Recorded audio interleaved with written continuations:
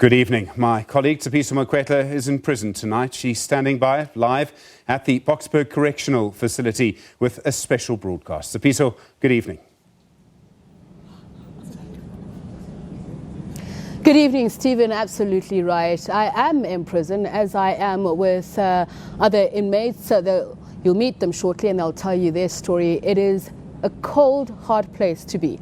I certainly feel that sitting here, we're sitting in the workshop rooms, one of the sewing rooms, and the cameras will be able to pan for you and show you this is where the sewing takes place. But this is the adults who participate in that work here. We were earlier on at the juvenile centres where the inmates are.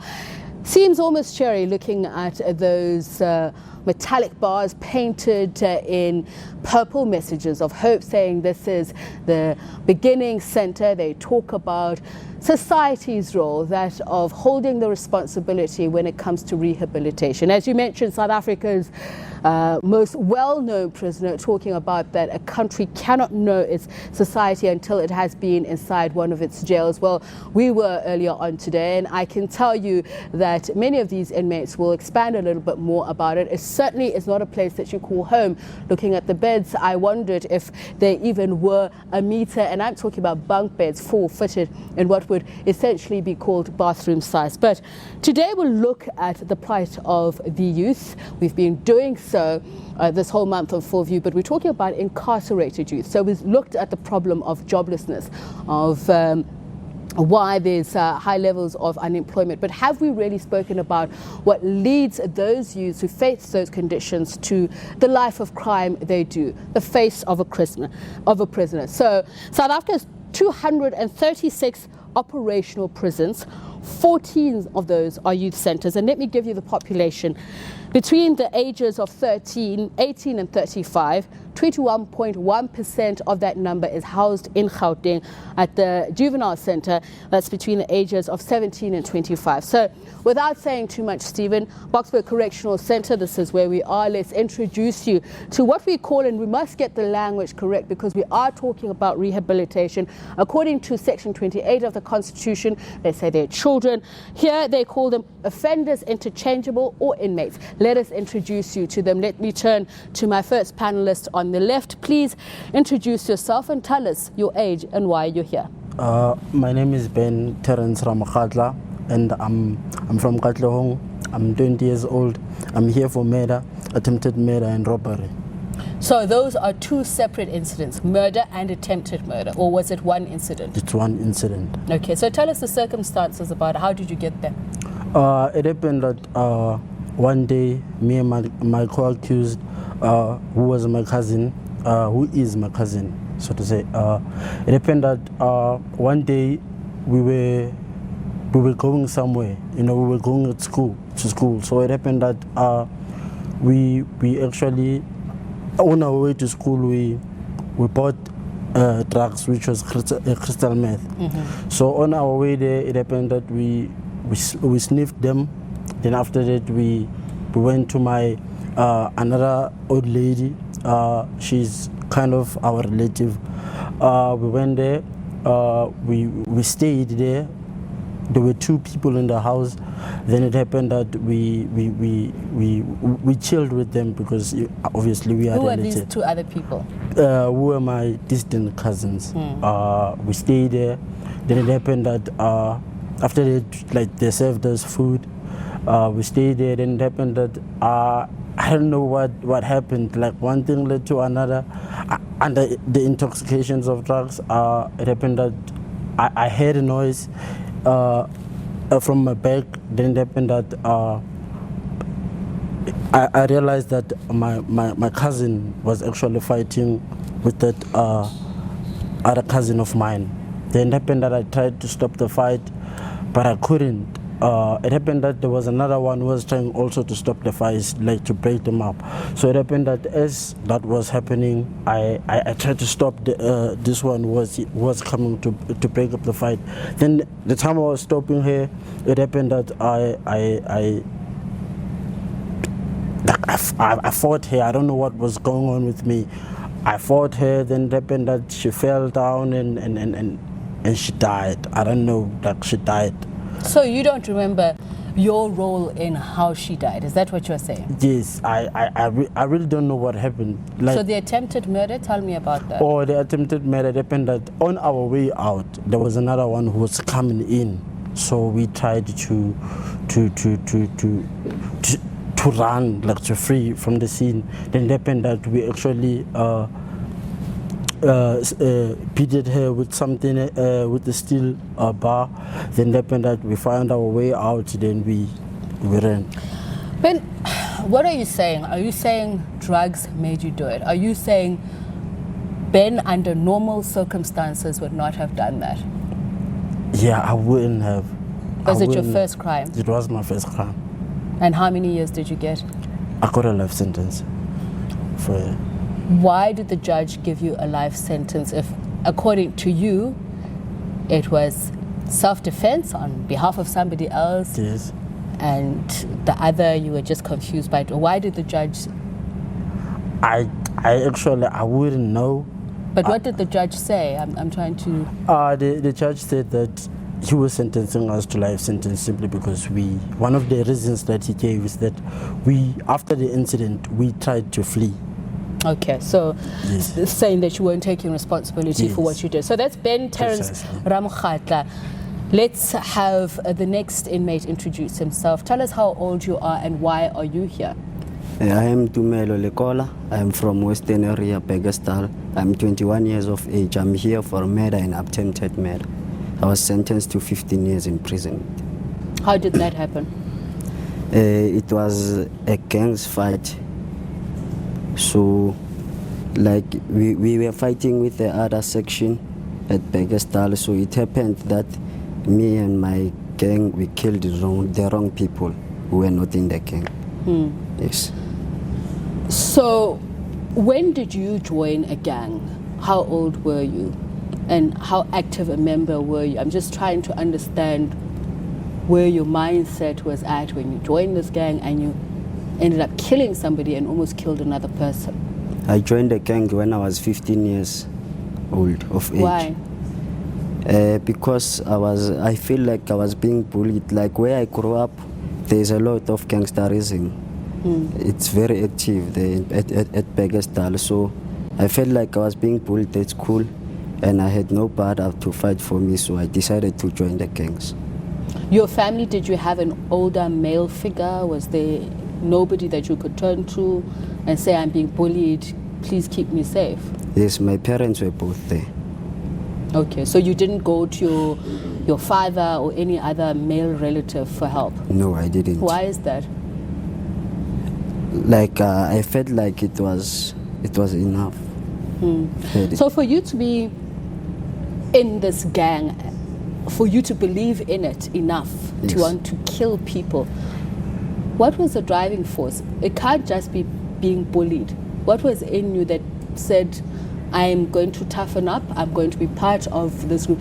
Did you want to be part of the dominant part in your society?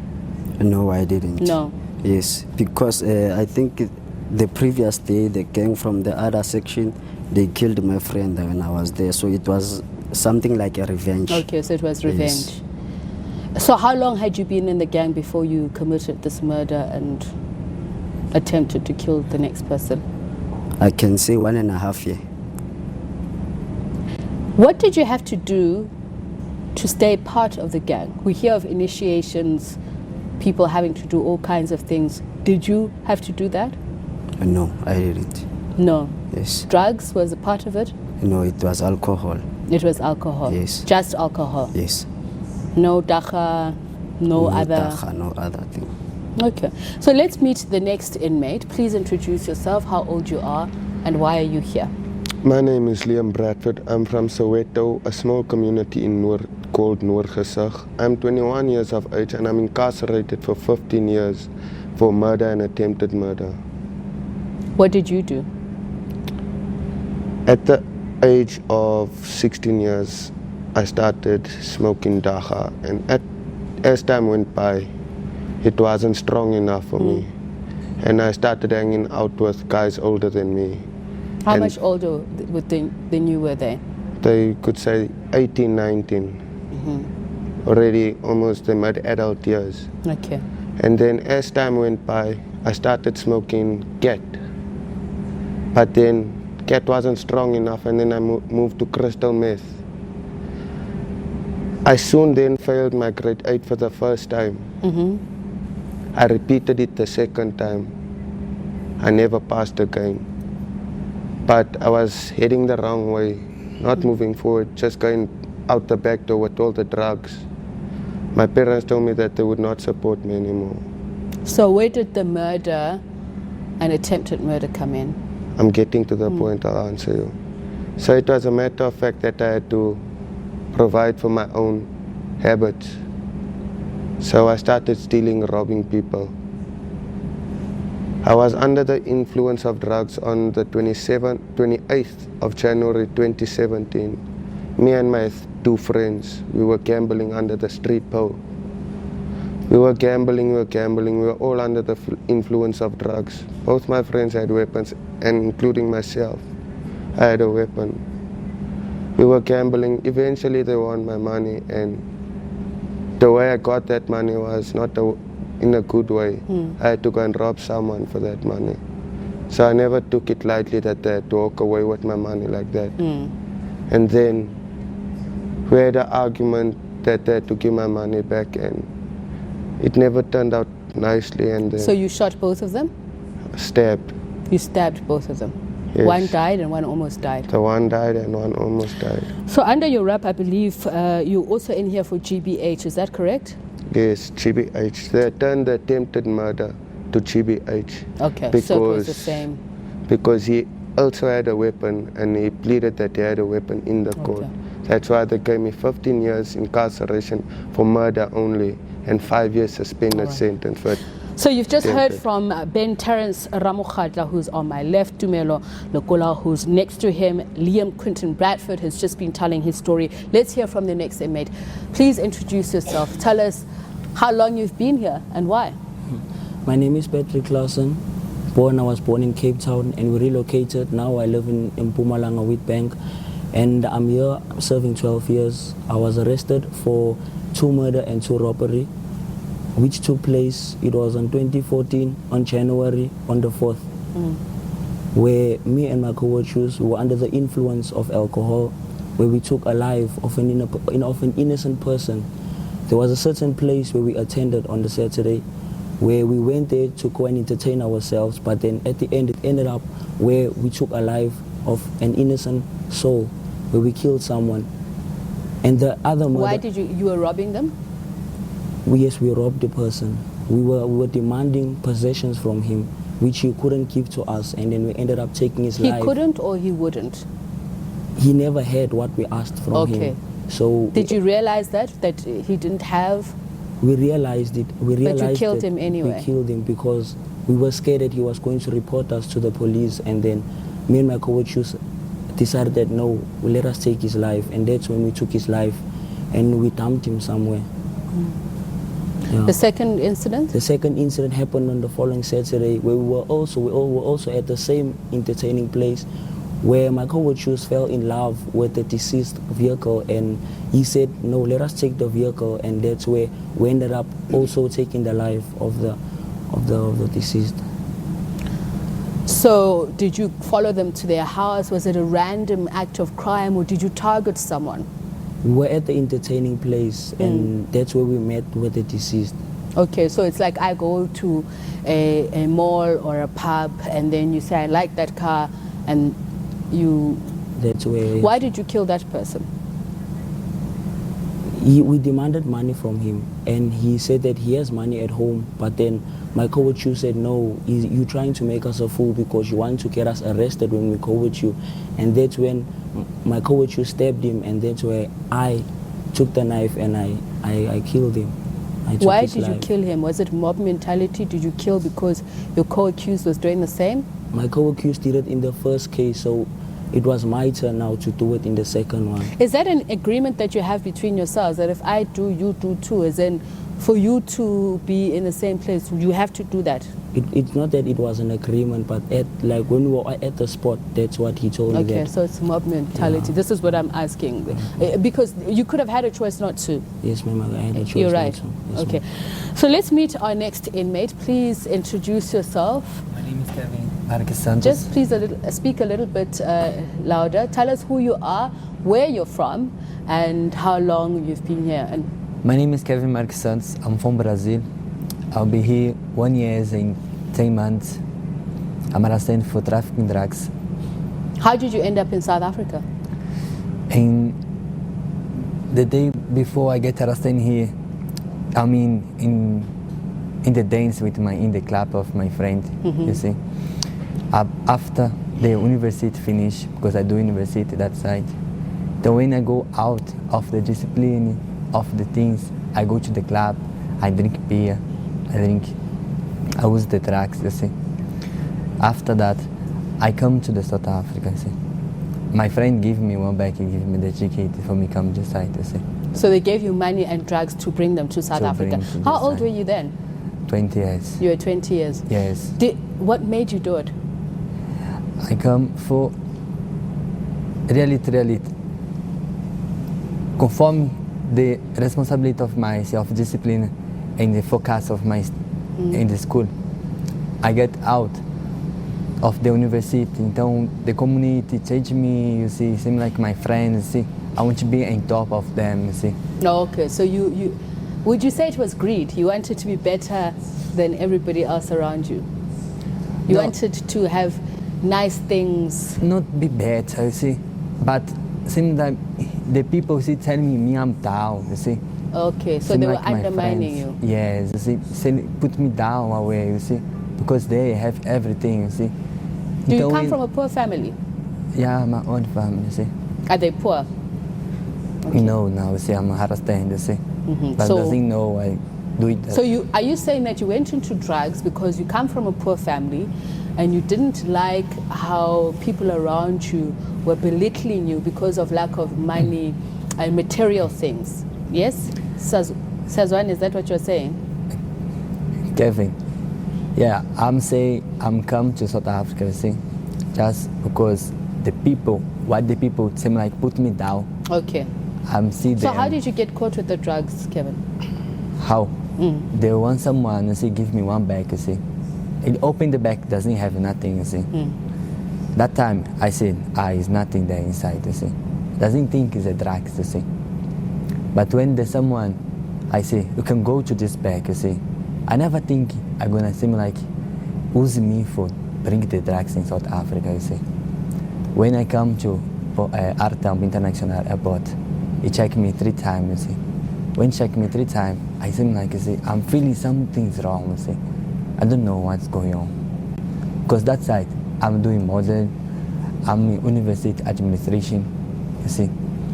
But when my personality, I say, what I do it here, you see, reality, because I don't have no one here decide to say. Okay, I come here, I get in visit, you see, my friend give me this ticket. When I in Artambo, get me arrested, he opened my bag and he broke them. He showed me I have drugs inside. They were hidden inside the bag. Inside the bag, because in the bag have the 2 files, you see. Inside of the 2 files have them, you see. So then they arrested you. They arrest me. Your from parents, that. your family, do they know where you are? Now they know. After 1 month, I get arrested.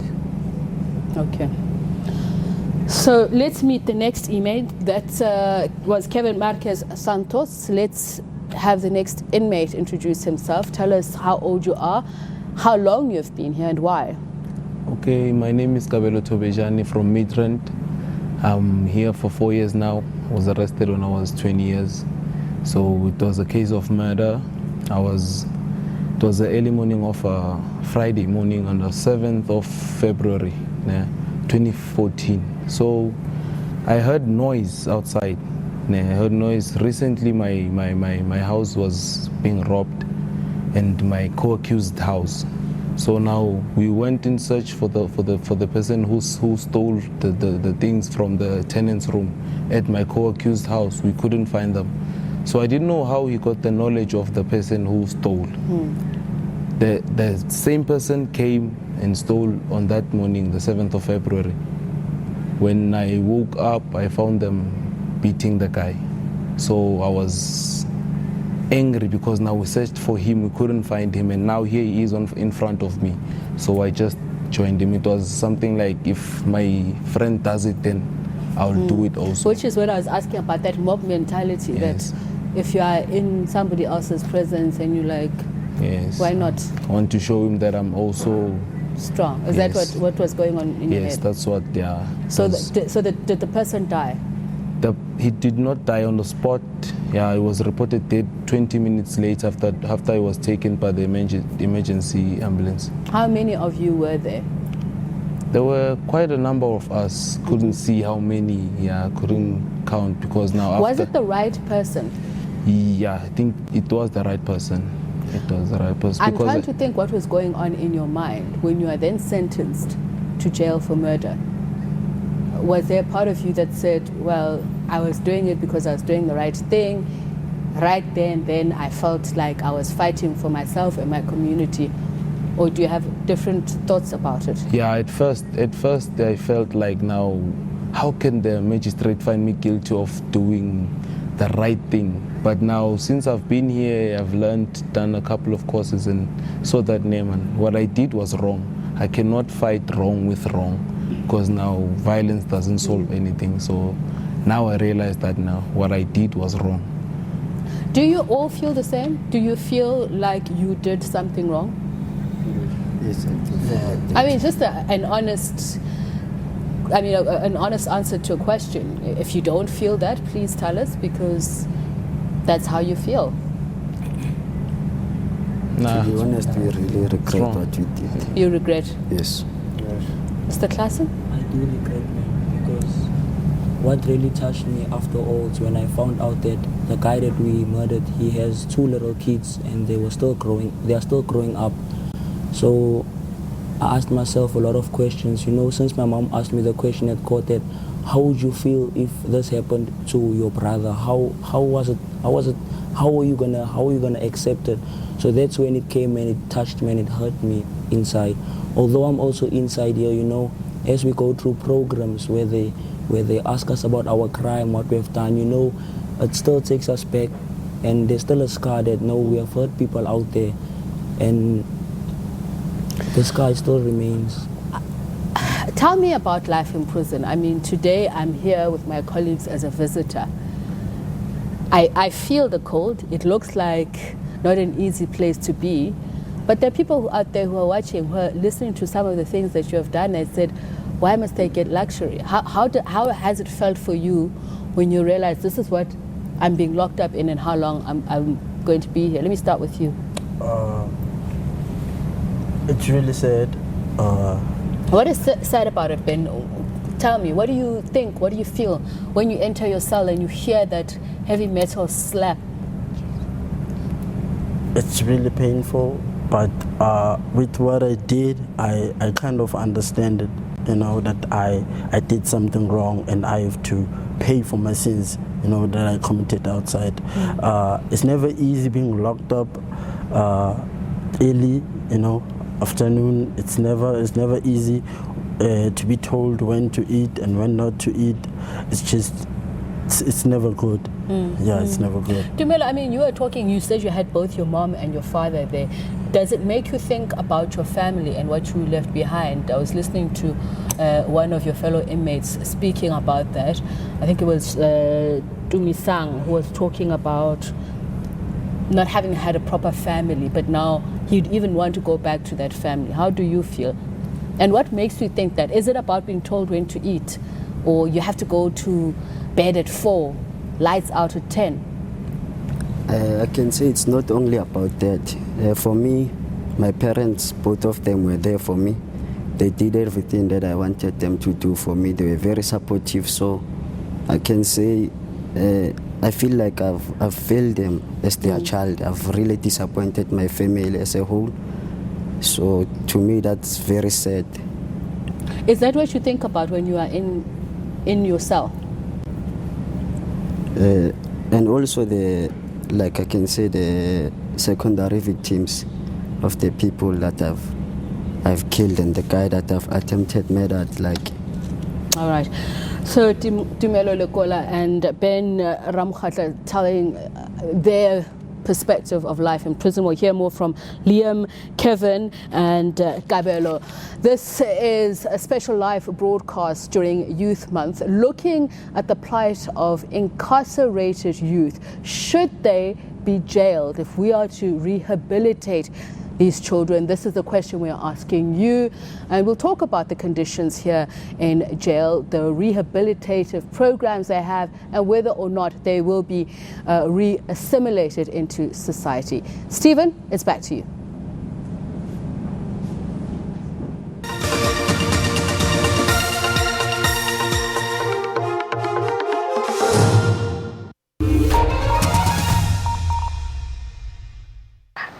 Thanks, Gary. And on a more serious note, load shedding is back.